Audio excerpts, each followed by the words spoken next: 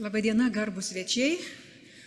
Pirmiausia, tai norėčiau padėkoti kariuomenės vadovybei už šitą puikiai suorganizuotą ir labai reikšmingą renginį ir pasidalinti mintimis istoriją apie vieno garsiausių 17 amžiaus pradžios europinio lygio karvedžio Lietuvos didžiojo etmono Jono Karolio Chodkevičiaus istoriją, o kokį jis kelią nuėjo pasiekdamas savo karinės šlovės viršūnę ir būtent apžvelgti tą kelią į didįjį triumfą.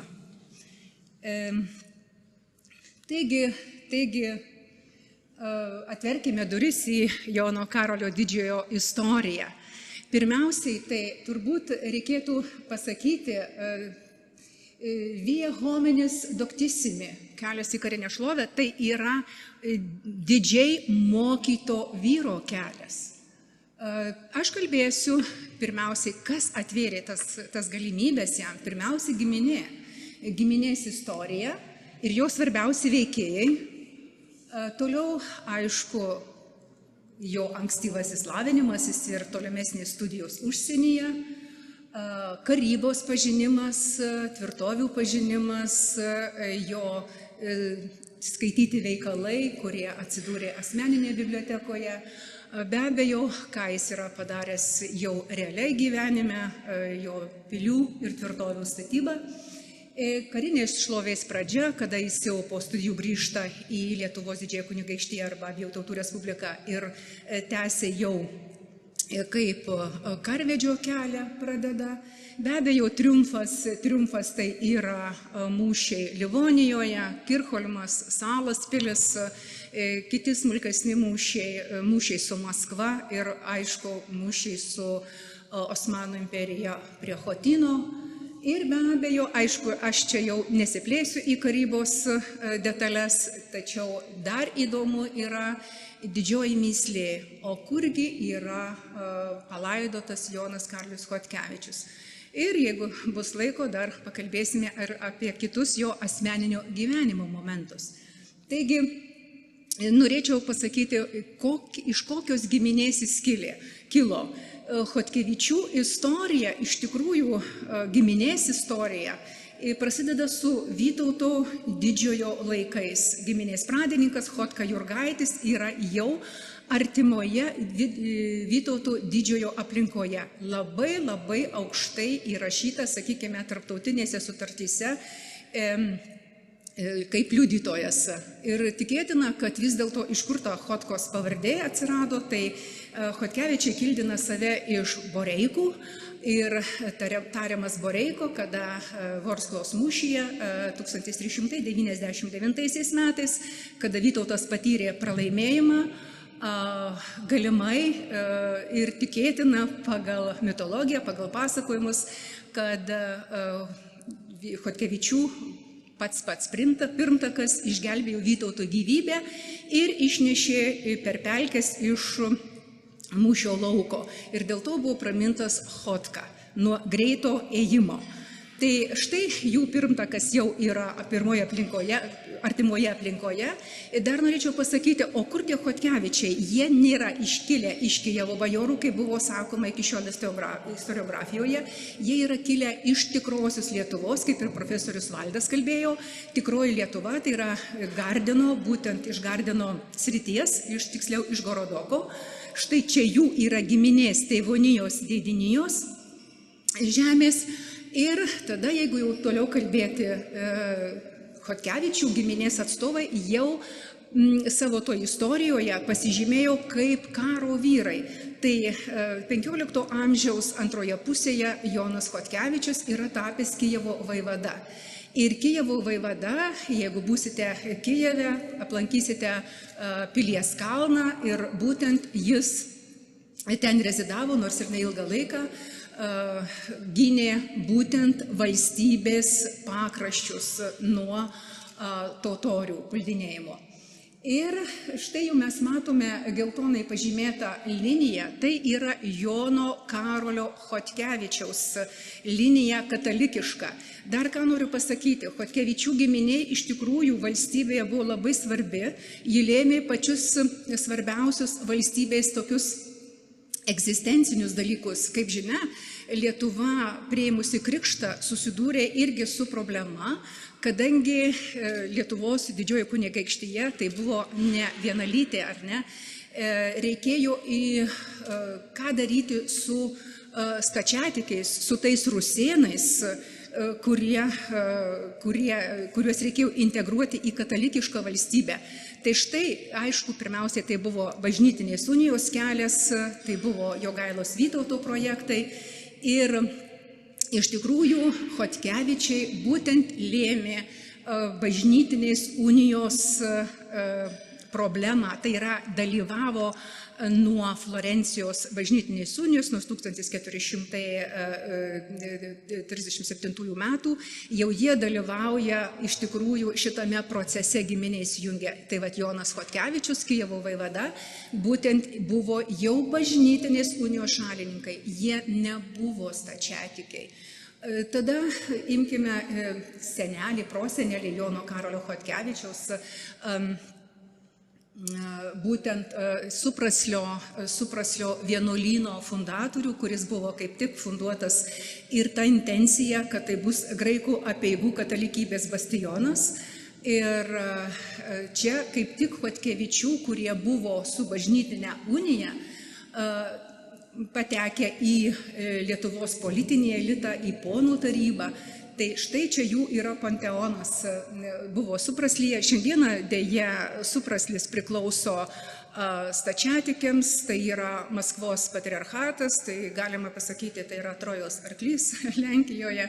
Teko būti ir susidurti netgi su visiškai istorijos iškraipytais faktais, kur yra pasamdytas vienintelis istorikas, kuris būtent žaidžia tą Maskvos kortą. Aišku, tai labai liūdna ir gaila. Paklausus tiesa, kur buvo Chodkevičiai, jų panteonas, buvo aišku meluojama, sakoma visiškai neteisingi faktai. Taigi, toliau keliaujame per istoriją. Didelį vaidmenį suvaidino Jono Karolio Chodkevičiaus senelis Jeronimas Chodkevičius, kuris pirmasis iš giminės jau tvirtai laikomas katalikybės pradininku ir pradeda būtent katalikiškąją liniją. Jis iš tikrųjų vedė Žemaitijos didikę bajorę Oną Šemetaitę, ir gaudamas Šaukėnų dvarą ir kitus dvarus pradeda būtent Chodkevičių istoriją Žemaitijoje. Labai svarbu pasakyti, kad senelis, aišku, jau ir gavo pareigas svarbias ir Trakų kaštelionas, Žemaitijos seniūnas, tai vienos aukščiausių Lietuvos valdžios, centrinės valdžios organų. Tai yra ponų tarybos pareigybės, tai yra pirmasis penketukas ir netgi galima sakyti, yra slaptoji taryba, kada atvykdavo valdovas, būtent jau šitie žmonės jį sukdavo. Svarbiausia, turbūt reikia paminėti, kad jau senelis gavo iš Šventos Romos imperatoriaus Karolio V Šklovo ir Myšo grafo titulą.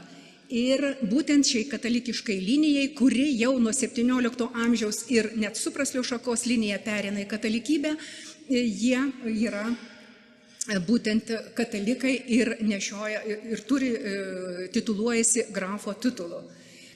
Be abejo, Jeronimas Chodkevičius, senelis, jau dalyvauja Livonijos akcijose, kadangi prasideda 1558 metais karai su Rusija. Ir štai mes jau turime šitą atstovą. Be abejo, reikėtų dėmesį skirti ir Jono Karolio Chodkevičiaus tėvui, Jonui Jeronimaičiui. Tai galima pavadinti šviesios atminties profesoriaus Edvardo Gudavičiaus žodžiais, tai yra diplomatijos genijus, kada mes žinome Liublino unijos tą skaudų prijungimą ir Lietuvos dalies teritorijos netekimą, tai vis dėlto tėvas Jonas Jeronimaitis sugebėjo taip derėti su Lenkais, kad vis dėlto paliko galioti Lietuvos antspaudą. O Lietuvos antspaudo galiojimas tai reiškia, kad yra valstybė konfederaciniais ryšiais susijusi, tai jinai nėra visiškai inkorporuota arba kitaip tariant suvalgyta, praryta į Žečpospolitą. Ir būtent Lenkų istorikai 80-metyje būtent profesorius Julius Bardachas kaip tik ir išaiškino tą juridinį aspektą ir Lietuva, kad nebūtų laikoma, kad tai buvo visiškai kaip Lenkijos viena valstybė. Svarbiausia, kad Jonas Jeronimaitis tęsė tėvo tradiciją, užėmė aukštas pareigas valstybė be abejo ir turbūt taipogi tęsė kaip Livonijos administratorius ir Livonijos vyriausias kariuomenės vadas akcijas Livonijoje. Ir aišku, buvo labai geras valdovo Stepono Batoro bičiulis, nors iš pradžio jo kandidatūros nepalaikė Stepono Batoro, bet vėliau tapo labai geri bičiuliai. Ir netgi tikėjosi Jonas Jeronimaitis gauti, ko gero, ir didžiojo etmono bulavą. Taip yra galima įskaityti iš šaltinių. Aišku, jo nuopelnai yra nepaprastai dideli ir be abejo, turbūt dar reikėtų akcentą pasakyti, kad jis prisidėjo steigiant Vilniaus universitetą Steponui Batorui. Tai buvo tik tai, atsiminkime, kad ponų taryboje buvo visi protestantai ir Vilniaus universiteto įsteigimas tai buvo, aišku, katalikiškas, koks valdovas, ne kaip ir 16 amžiaus viduryje įsitvirtina tas vadinamas šūkis, kujus regio, ejus religio, kieno valdžia toj religija. Tai štai Batoras tik tai už katalikišką universitetą, o Radvila Rudasis ir kiti, aišku, prieštaravo, norėjo protestantiško universiteto. Bet būtent Jonas Jeronimaitis Chodkevičius palaikė Batorą ir universitetas, kada buvo jau pasirašyta universiteto steigimo aktas, patvirtinimas, tai iš tikrųjų jis dėjo parašą trečiasis, tai buvo labai aukštas įvertinimas. Štai mes turime vėlgi Liublino unijos, visi žinome šitą atvejį, nesigilinsime į tai. Dar norėčiau atkreipti dėmesį į Chodkevičiaus herbą. Kaip žinia, Jonas Karolis Chodkevičius naudojo jungtinį herbą, 4 laukų ir ten 5 viduryje grifonas. Tai štai, jeigu pasižiūrėti Chodkevičių istoriją, tai pirmasis jų herbas yra kostieša, strėlė. Senelis Jeronimas gaudamas grafų titulą jau gauna ir grifono ženklą. Ir trečiasis herbas yra tėvo Jono Jeronimaičio. Tai štai, ir labai svarbus laukai, ar ne? Pirmasis tai yra giminės herbas, antrasis tai yra kairiajame krašte apatinis, matome raitelį, tai gali būti už tai, kad prosenelis Aleksandras taip pat susigiminiavęs su dinastiniais kilmės kunigaikščiais. Ir tada matome senelės herbą, tai yra motinos herbą Onos Šemetaitės gulbę. Ir čia yra senelės trečias dešinė pusė, 4 laukas apačioj, vadinamos 3 upės, tai yra ženklas būtent Onos Šemetaitės motinos, tai yra Iljiničių herbas. Tai štai giminė, dabar jau mes turime čia Jono Karolio Chodkevičiaus herbus, jie yra Kretingoje, teko visiems matyti. Išlikęs unikalūs herbai, vienoje pusėje yra Jono Karolio Chodkevičiaus, kitoje pusėje yra Onos. Be abejo, Chodkevičiai turėjo didžiulės valdas, tai buvo antroji giminė, sakykime, pagal savo svarbumą valstybėje ir pagal įtaką tai konkuravo su Radvilomis. Tai iš tikrųjų čia pagal 1569 metų Informacija yra, tai rytų vakarų kryptimi, kai kurias rusėniškasias žemės nuo Supraslio iki Dniepro, o šiaurės pietų driekėsi nuo Valdų Žemaitijoje iki Voluinės Ukrainoje. Tai štai čia ir Žemaitijos ir vis. Aišku, didžiausias akcentas turbūt šiandieną turėtų būti skiriamas jau pačiam Jonui Karoliui Chodkevičiui. Tiesa, dar aš nepaminėjau labai garsaus jo dėdės Grigaliaus Chodkevičiaus, kuris buvo Ūlos mūšio laimėtojas ir užėmęs po Radvilos Juodojo jau nuo 1566 metų iki 72 metų Lietuvos didžiojo etmono pareigas ėjo. Ir svarbiausia yra jo nuopelnas turbūt karybos istorijoje, kad jis yra išleidęs karinius nuostatus 62 metais, 1564 metais. Tai buvo labai svarbu.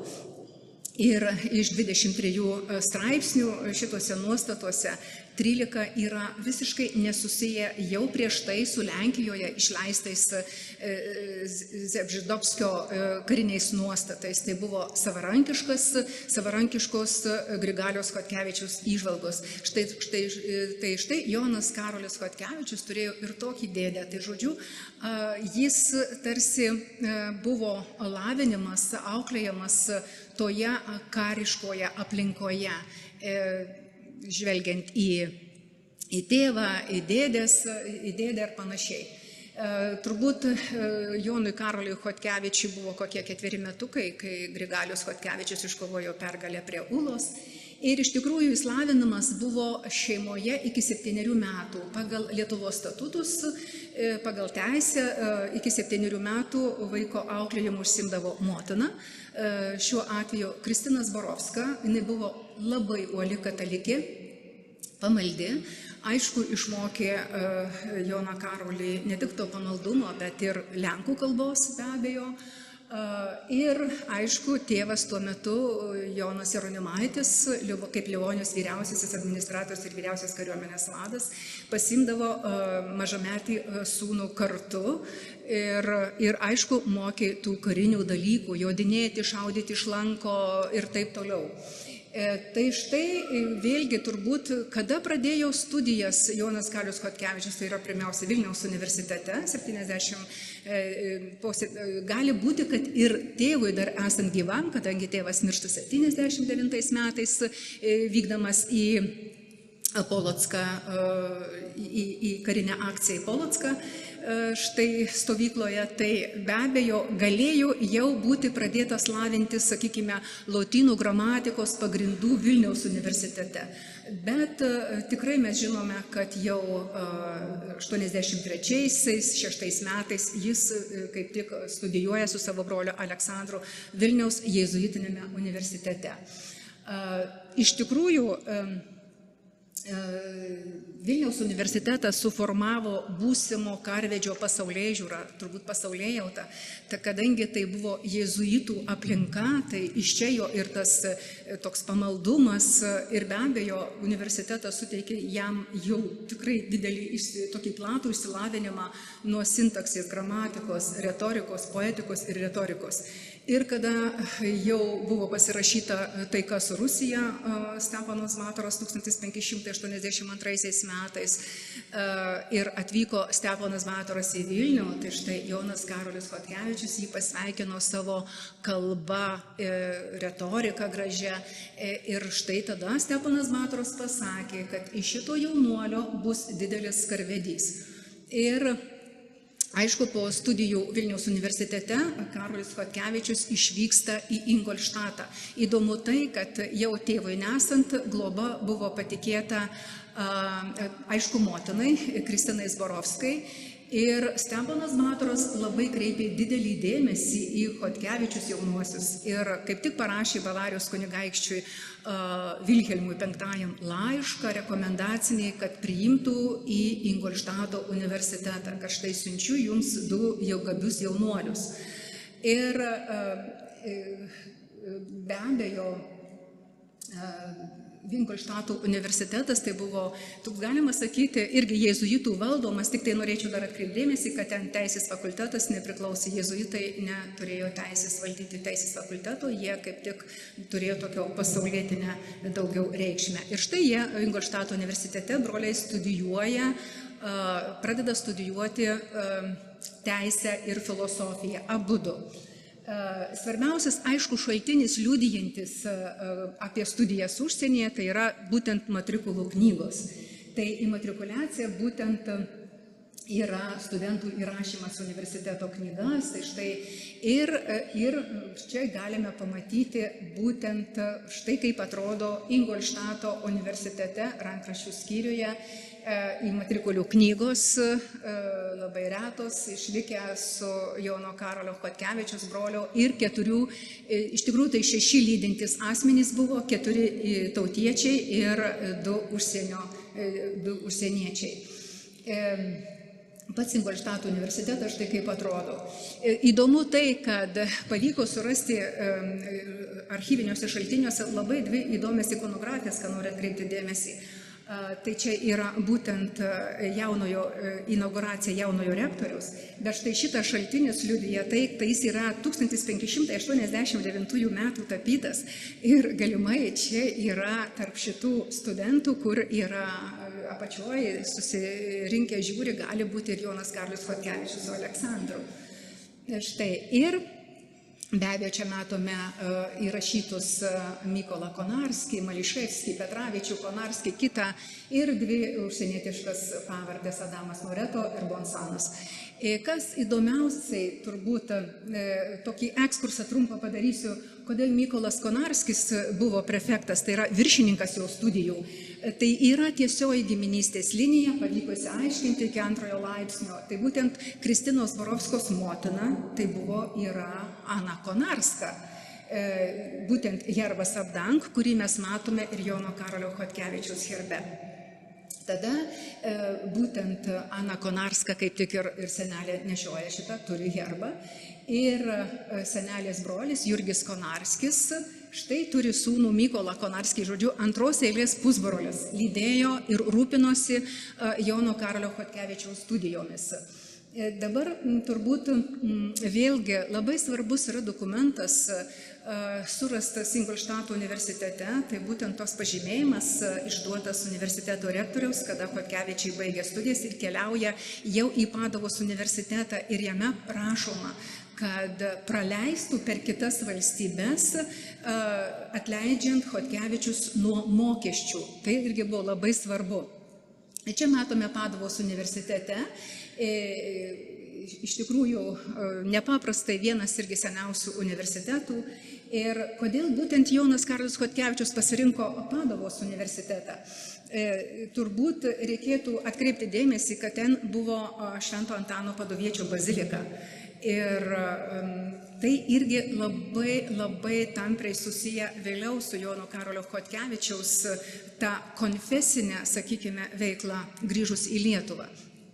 Tai būtent jau tas pamaldumas, tikėjimas ir ten kaip tik Švento Stanislovo katedra įkurta, kur būtent Lenkijos didikai atvykę iš Lenkijos ir Lietuvoje sukūrė tokią draugiją, Polonika tą vadinamą. Štai ir dabar turbūt reikėtų dar atkreipsiu dėmesį, kad irgi Paduvoje yra vadinamas tas vienas unikaliausių pasaulyje botanikos soda, po kurį tikrai Chodkevičiai vaikščiojo, kuris įtrauktas į UNESCO paveldą, tai išlikęs būtent tose pačiose istorinėje vietoje. Čia, aišku, yra 1568 metų palmė, kurią be abejo matė ir Chodkevičius. Čia tiesiog iš tokių studijų. Vėliau pasitraukė, nuvyko Jonas Karolis Chodkevičius su broliu gyveno Venecijoje, ten nuomojosi namus. Ir jeigu žiūrėtume į korespondenciją, visą laiką, aišku, susidurdavo su finansinėmis problemomis šitie jaunuoliai. Ir prašydavo pinigų tolimesnėms studijoms. Ir būtent Jono Karolio Chodkevičiaus ketinimai buvo vykti į Europą. Jis norėjo vykti ir į Prancūziją, ir į Ispaniją. Bet svarbiausia, jo pirmiausia planuose tai buvo Malta. Malta kaip tik garsėjo savo jūrų karinio uosto ir ten buvo laivybos statyba ir pasimokyti šitų iš geriausių karo specialistų, pasimokyti ir jūros, sakykime, mūšių ir laivų statybos ir taip toliau. Tai būtent gali būti, vėlgi dabar naujausi šaltiniai rodo, kad galėjo Karolis ne tik iš Venecijos važiuoti į Maltą, bet galėjo netgi būti nukeliavęs į Romą ir iš Romos keliauti į Maltą. Bet jau čia detalės. Iš tikrųjų, turbūt svarbus klausimas, iš kur tas Jono Karolio Chodkevičiaus genialumas, ne vien tik, kad giminiai, kaip ir sakiau, suformavo jo tuos turbūt karinius gebėjimus, tas domėjimasis nuo pat kūdikystės, tai yra nuo pačių vaikystės laiko. Tai aišku, kad pirmiausiai jis studijuodamas užsienyje susipažino su garsiausiais to meto karo veikalais. Tai aišku, gali būti, kad ir jam pateko ir Mauricijaus Oraniečio tam tikri teoretiniai dalykai. Ir Makiavelio dialogas apie karo meno. Italų inžinieriaus, noriu atkreipti dėmesį į italų inžinieriaus Roberto Valturio veikalą apie karybą, kuris buvo išleistas 15 amžiaus pabaigoje, pirmą kartą Venecijoje, 16 amžiuje perleistas ir jis atsidūrė Jono Karolio Chodkevičiaus bibliotekoje, nes šita knyga kaip tik saugoma mūsų Vilniaus universitete, kas tikrai buvo parodoje, žinau, Donatas yra lankęsis ir turbūt kiti kolegos jūsų, tai iš tikrųjų yra šitas veikalas su Jono Karolio Chodkevičiaus autentišku parašu ir žyma, kad ex libris Joanas Chodkevičius, tai yra iš Jono Karolio Chodkevičiaus bibliotekos. Įdomu tai, kad šitas veikalas yra su medžio raižinių iliustracijomis ir būtent pateikta to meto naujausia karybos technika, kaip paimti tvirtoves, kaip statyti pontoninius tiltus, visokios kopėčios ir taip toliau, ir taip toliau. Taipogi vokiečių karo, sakykime, istorikas arba autorius 16 amžiaus Leonardo Fronsbergerio veikalas apie valdovo karo teisę, tai būtent irgi šita knyga yra su iliustracijomis apie iš karių buities, iš karo veiksmų, ginkluotės, rikiuotės iliustracijomis ir panašiai. Įdomu tai, kad būtent dar yra šitoje knygoje pateikta, kaip yra statyti išvežimų įrengti stovyklą įtvirtintą. Ir kurią be abejo, tai buvo populiari knyga, kurią žinojo turbūt ir švedai ir taip toliau pasaulyje, tai yra Europoje buvo žinoma, tai netgi švedai, man atrodo, Koknėsės mūšyje kaip tik panašiai tokią stovyklą buvo įsirengę. Be abejo, Jonas Karolis Chodkevičius taipogi ir Kirchholmo mūšyje buvo įrengę savo karinę stovyklą ir kitur, naudodamasis šitomis teorijomis. Be abejo, dar kas svarbu, jis ne tik tai studijavo tuos karo veikalus, karybos meną, bet kartu domėjosi ir karo istorikų veikalais, antikos autorių. Tai noriu atkreipti dėmesį į graikų istoriko Tukidido veikalą, kuris yra rašęs apie Peloponeso karą. Tai būtent vėlgi studijavęs Chodkevičius yra, romėnų istoriko Tito Livijaus būtent svarstymus, Livijus kaip tik svarstė, kas būtų buvę Aleksandras Makedonietis, ar būtų užkariavęs daugiau ar mažiau. Tai va, kas būtų, jeigu būtų, tokia yra kaip ir spekuliatyvus jo svarstymas, bet iš tikrųjų tai galima sakyti, tai yra kaip ir alternatyvioji istorija.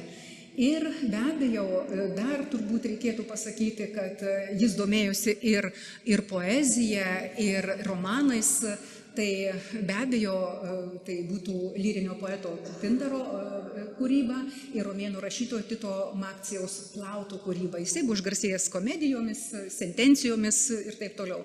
Ir aišku, svarbu turbūt jau, čia būtent yra knygos kurios yra mūsų bibliotekoje. Ir dar kas svarbu, buvodamas užsienyje, jisai be abejo lankėsi ir Bastionė, susipažino su Bastioninių pilių statyba ir reikėtų atkreipti dėmesį, čia yra Palmanova. Aišku, jau 92 metais tik tai jau įkurtas kaip ir ta tvirtovė, bet be abejo statybose, kadangi netoli Padujos yra besilankęsis. Ir štai kas svarbiausiai, kokią mintį, ką jis pasisėmė. Tai Karolis Chodkevičius buvo ne tik puikus karo, sakykime, tas strategas, taktikas, bet dar ir išmintingas ta prasme, kad jisai suvokė, jog Lietuvo valstybėje neturi savo įtvirtintų pilių sistemos. Ir būtent tik tai turėjome Biržų pilį, ką profesorius minėjo. Tai štai jaunas Karolis Chodkevičius būtent tarsi ir kaip toliaregis numatė veiksmus toli į priekį ir savo valdose Bychove ir Liachoviče pastatė, ypatingai Liachoviče, bastioninė pilis. Štai, aišku, jinai neišlikusi, sugriauta XIX amžiuje, visiškai sunaikinta.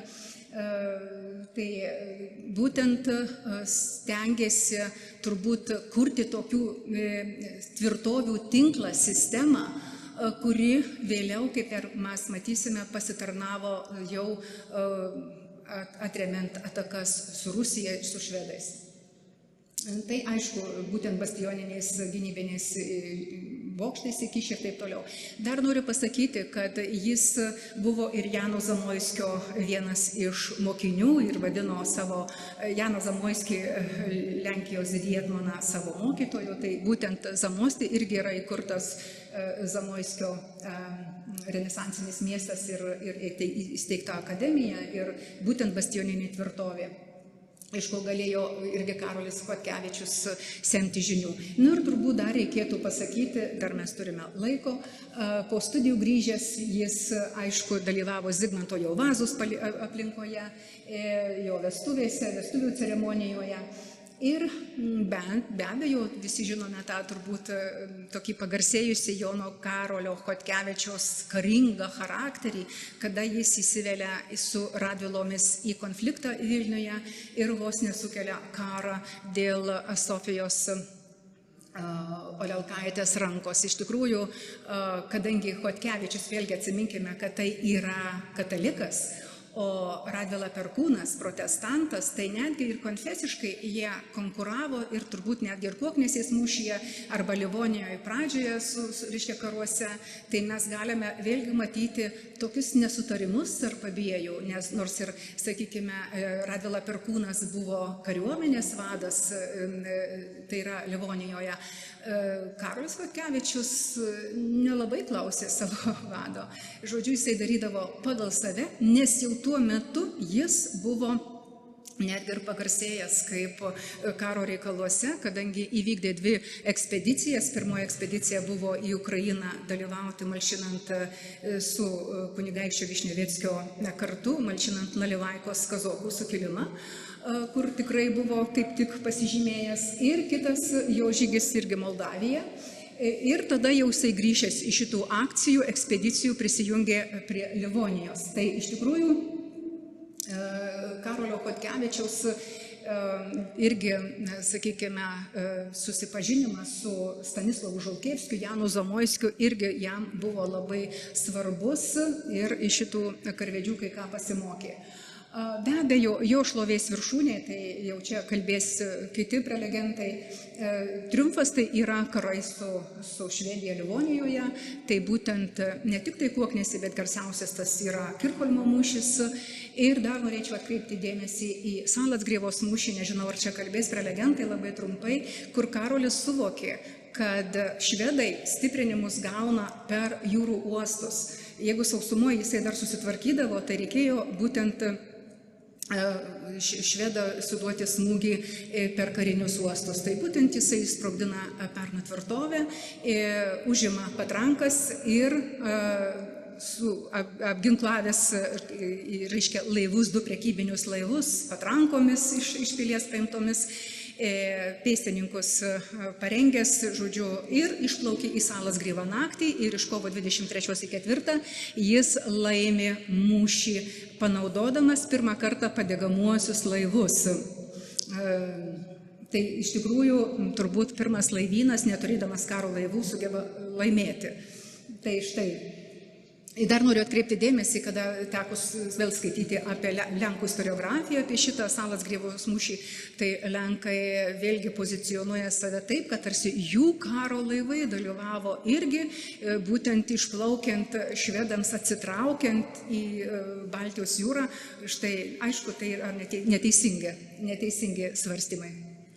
Nu, aišku, Maskvos mūšis Chodkevičius, aš nesakau, kad tai yra pralaimėjimas, tai yra atsitraukimas įvertinus savo jėgas, įvertinus visą tą dydį, su kuriuo reikėjo Jonui Karoliui Chodkevičiui susidurti, mėginimai, aišku, nepavyko jam išprovokuoti ir maskvėnus iššaukti į atvirą mūšį, bet Karolis atsitraukė. Tai šiuo atveju aš nelaikau, kad tai yra pralaimėjimas, tai yra strategija, tam tikra strategija, nerizikuoti, nebūti sutriuškintam. Nu, aišku, čia pagrindiniai mūšiuose, kuriuose jisai puikiai pasirodo, dalyvauja ir taip toliau. Prie Paidės 604 metai, Kirchholmas, nu, ir būtent tas Salės Krivos mūšis, kur branderiai panaudoti padegamieji laivai ir taip toliau. Na, aišku, paskutinis jo mūšis yra Chotynas, dalyvauja trys karvedžiai. Karolis Chodkevičius vis dėlto didžiausias yra indėlis šitame mūšyje yra Jono Karolio Chodkevičius, dėl to, kad ir jo stovykla parinkta, aš jau nekalbėsiu, čia turbūt bus kas kalbės apie tai plačiau. Ir aišku, be abejo, apie Husariją kalbėsite, tai štai jo mirtis, be abejo, jis miršta iš rugsėjo 23-24, buvo pervežtas į pilį, bet dar jis susikvietė karo vadus, mūšio karo vadus ir bulavą perdavė būtent Liubomirskiui, ne Sagaidačiui. Sagaidačius buvo kazokų atamanas. Tai štai, aišku, čia yra pagerbimai ir dabar dar čia noriu, čia yra Korvinas Gosevskis. Korvinas Gosevskis tai būtent tas Maskvos įgulos Kremliuje vadas, kuris nuo 1610 metų iki 11 metų buvo vadas, vėliau jisai, kai Karolis Chodkevičius atsitraukė, pirmas puolimas buvo, jis irgi pasitraukė, bet jis buvo geras Karolio Chodkevičiaus bičiulis, nes dalyvavęs buvo Kirchholmo mūšyje. Taip, tai dabar turbūt liko dar trumpai pasakyti apie Lietuvos didžiojo karvedžio kapo mįslę. Kaip žinia, jam mirus, jis buvo bandoma nuslėpti jo šitą mirties atvejį, bet iš esmės, jeigu pasižiūrėtume, jau iki rugsėjo 28 buvo gana stiprus mūšis su turkais, bet jau pergalė buvo aiški. Ir Jonas Karolis Chodkevičius buvo slapta pervežtas į Podolės Kamenecą.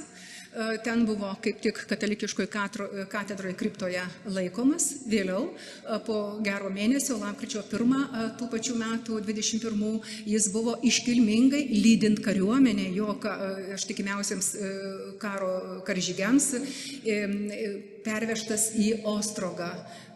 Ir labai įdomi palyda, kada prie kiekvienos bažnyčios buvo sustojama, skambinama varpais, atliekamos mišios ir panašiai. Ta palyda, procesija buvo labai ilga. Atvežtas į Chotyną, pagarbiai paliktas ir štai čia susidūrė jau su Anos Aloizos antrosios žmonos tam tikromis, sakykime, nesutikimai dėl testamento. Jis buvo prašomas, pageidavo būti palaidotas po mirties Kretingoje savo šeimos kapavietėje, tačiau Aloiza Ostrogiškė nesutiko dėl turtinių dalykų ir užprotestavo. Ir aišku, ten beveik metus laiko vyko nesutarimai su dukra Ana Aloiza, su taipogi su broliu Aleksandru. Ir aišku, labai įdomus būtų ten pasakojimas ir teismai, ir tribunolai, ir taip toliau.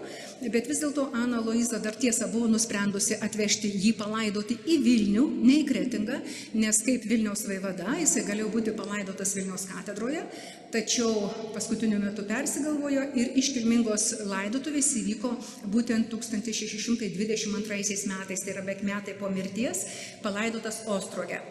Ir Ana Aloiza, kaip žinia, antroji jo žmona, Ostrogiškė, buvo uoli katalikė ir visus ten esančius gyventojus rusėnų kilmės, nes stačiatikius jinai vertė į graikų apeigų katalikybę.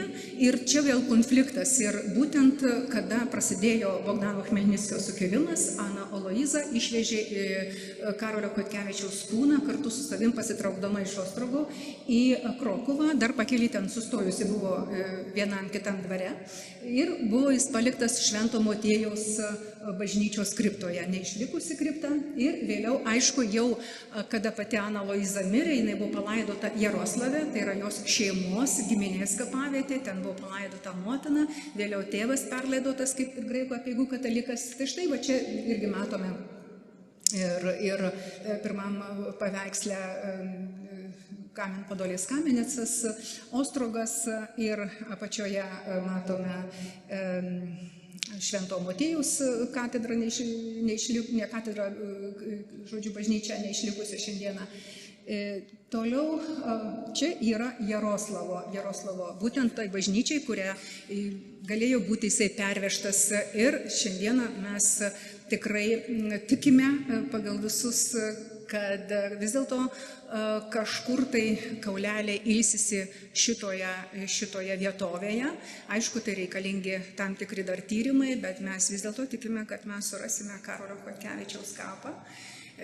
Jo labiau, kad ir tenka bendrauti su jo giminaičiais, tai yra tos giminės atstovais, kurie šiandien yra Gdanske ir taip toliau. Tai aišku, būtų galima dar daug kalbėti ir apie asmeninį gyvenimą, tačiau nenoriu uždėlsti laiko. Tai va toks jo gyvenimo istorija trumpa, lyg ir norėjau jums papasakoti. Klausimus, norėčiau išgirsti klausimus iš jūsų. Arba prie kavos puodelio. Iš tikrųjų, apie Joną Karolį Chodkevičių asmeninį gyvenimą būtų galima įdomių dalykų kalbėti. Kažkas yra manęs paklausę, o Jonas Karolis Chodkevičius ar degtinę gėrė? Tikrai toks klausimas, ar ne? Tai iš tikrųjų galiu pasakyti, kad tais laikais turbūt atvejai yra tokie, kada pagal pareigybės, kaip didysis etmonas, jis, aišku, naudojo tam tikromis progomis, ypatingai su, sakykime, valdovu Zigmantu Vaza jam teko patirti šitą kabutėse malonumą, ir kada, kaip sakoma, kad vyrai išsikalbėtų, kad liežuvis atsirištų, tai buvo naudojama labai daug alkoholio. Tai aišku, tokie reti atvejai, šiaip Karolis Chodkevičius naudojo vyną šeimoje, kaip ir visose to meto didikų giminėse. Ir aišku, svarbiausias jam buvo tikslas turbūt lavinimasis, ne tik tai jo talentas, sugebėjimai, bet ir būtent domėjimasis. Būtent tai yra Renesanso epochos žmogus, kuris puikiai mokėjo daug kalbų, ypatingai lotynų kalbą, kur galėjau skaityti įvairius karo veikalus būtent tą originalo kalbą. Ačiū už dėmesį.